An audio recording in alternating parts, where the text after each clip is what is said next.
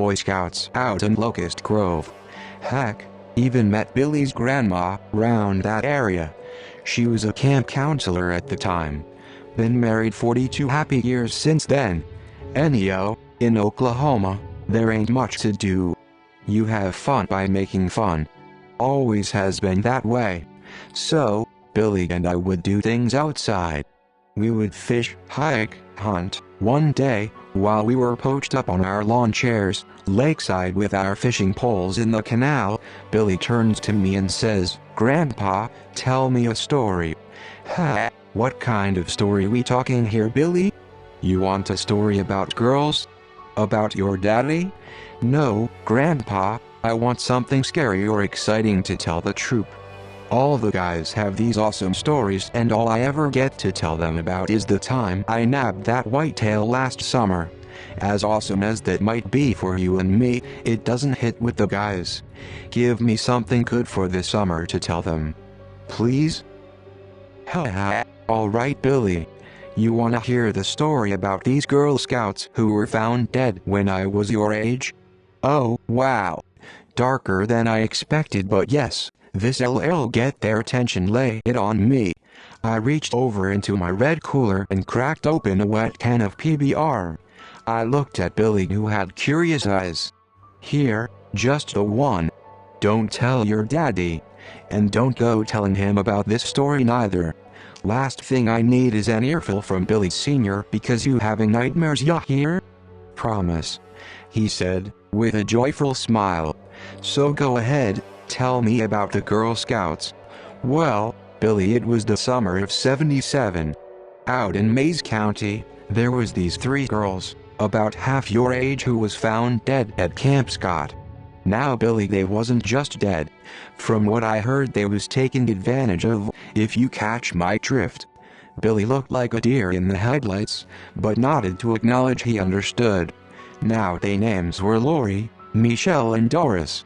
All cute as a button and innocent to all the demons in the world. But that night the devil saw to it that he wanted these little girls and unleashed hellfire on them. They was beaten badly, Billy. Police reports used words like bludgeon and sodomized. Real tragedy it was. They caught the bastards who did this, right?" Billy said with a bit of anger in his tone. "Now slow your roll there, Billy. There's a lot more to this than meets the eye. So anyhow, the girls were all put into sleeping bags and dragged about a football field's worth away from the camp. You probably thinking that's all she wrote, right? Some sickos decided that one night they were going to take the lives of 3 little girls in the name of God knows what? But oh no, Billy, there was much more than that." Hesitantly, Billy croaked out, Go on." "Well, sure son. Delighted to. Enjoying that beer?" I could tell Billy was still at that age where beer wasn't enjoyable yet, but he always wanted to impress. He cracked a slight smile and nodded, taking a forced sip of his PBR. "Atta boy. Okay, so where are we now? Oh yes, right, okay. So anyway, the camp actually had a bit of a fuss the night before. Their counselor cabin looked like a tornado had passed through it. Papers and pencils and folders everywhere, couldn't even see the ground. But there was one little thing that was different. A note. Read something like, "We are on a mission to kill 3 girls in Tent 1. Don't go quoting me to your scout friends now, memory ain't what it used to be." But, moving along, the camp saw all this and just thought nothing of it. Just a prank. "Grandpa, that's crazy. How could they think nothing of this?" "Billy, the '70s were a time where boys could be boys. It's just what we did. Now, do you want the rest of the story or what? We're burning daylight and your daddy won't be happy with me if I'm late with you again for supper." "Sorry, Grandpa." "Go ahead, he was such a good kid."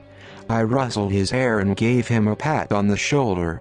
After a quick swig of beer, I got back to my story. "So to answer your question from earlier, Billy, they have not caught the bastards who did it. Only thing they got is theory. Depending who you ask, The boogeyman did it. Or Sasquatch. Might have been the camp counselors.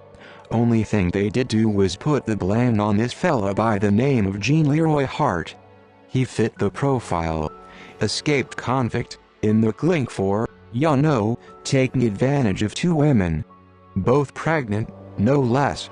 Police had him as public enemy numero uno soon as the story broke. Made too much sense. So it must have been him then, right? Well again, Billy, depends who ya ask. They did find some, male evidence on one of the pillowcases in the girl's cabin. But ya gotta remember, this was 1977. Things weren't all fancy with the iPhones and lasers y'all got now. So sure, this bastard fit the description, but there was no real way for us to know. Some called it the perfect crime. I finished my beer and reached for my second, gesturing to Billy if he needed another. Still working this one. A quick chuckle, an open can, and a swig later, we were back to story time. Now one of the mothers of the girls actually came forward about all this and said she thought there was lady who might be been present during all of this. In 77, a woman doing something like this was unheard of. Ungodly. Especially in the holy state of Oklahoma. But apparently the DNA we was talking about earlier might be been from a woman. A lot of people dismissed that, but if ya ask me, there's probably some truth to that. What makes you say that, Grandpa? Look, I ain't pretending to know the difference between an ass and a hole in the ground, but what I do know is this. Women make men do some crazy things, Billy. Crazy things. If a man loves a woman hard enough, and that love burns bright enough, ain't nothing that man won't do for his woman.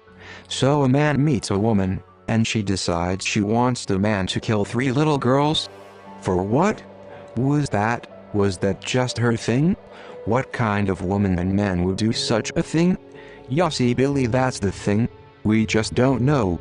Hell, we don't even know if there was a man and a woman yet. Who says they wasn't your age? Madly in love, wild and free. Gotta imagine taking someone's life, as unholy as it may be, must be quite the thrill.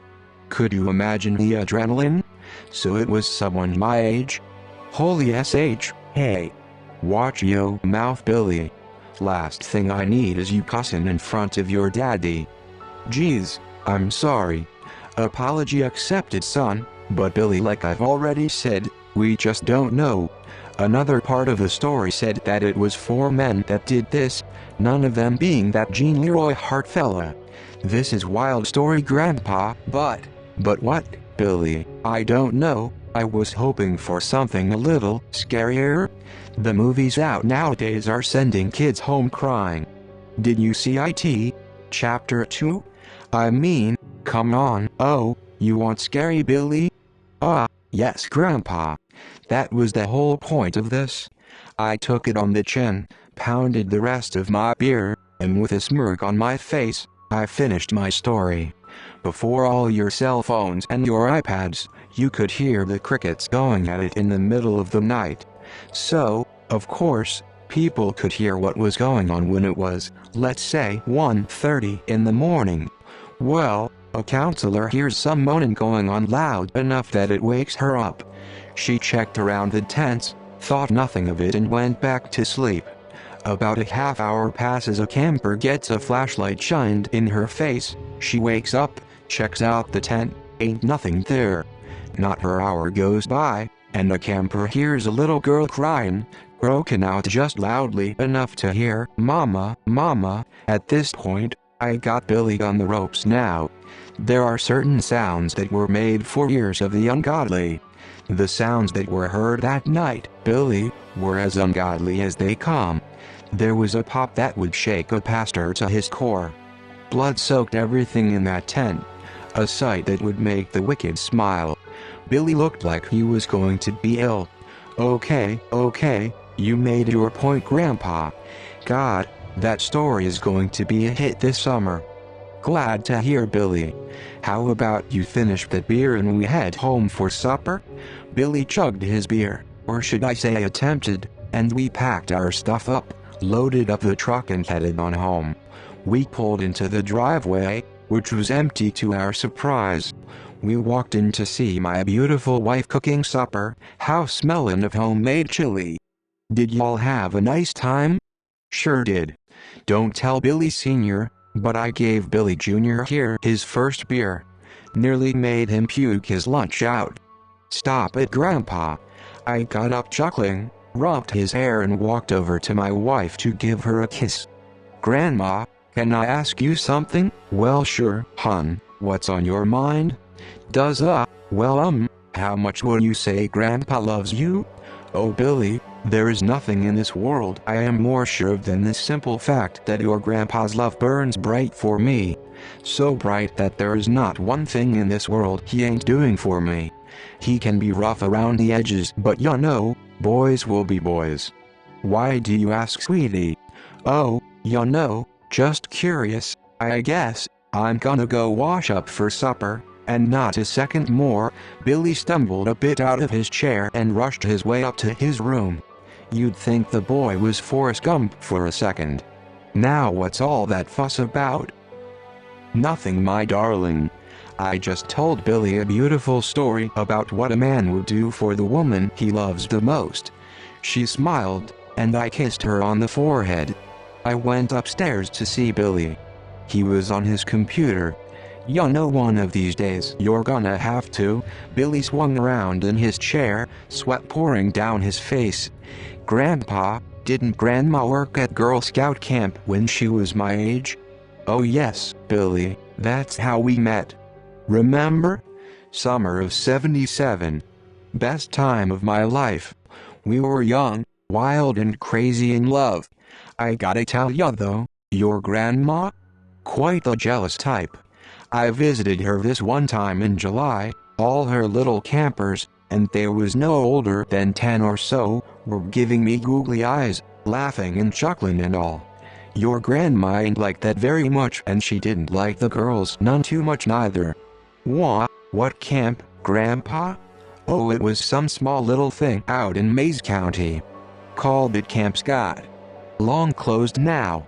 By this point, Billy could have been turned to stone. I put my index finger on the inside of my mouth, and flicked it on my cheek, making a loud pop. With a smile I said to my grandson, Billy, I love your grandma very much. Ain't nothing I wouldn't do for her. Shucks, I hope his Boy Scout troop enjoys that one. Story based off the true story of the Oklahoma Girl Scout murders.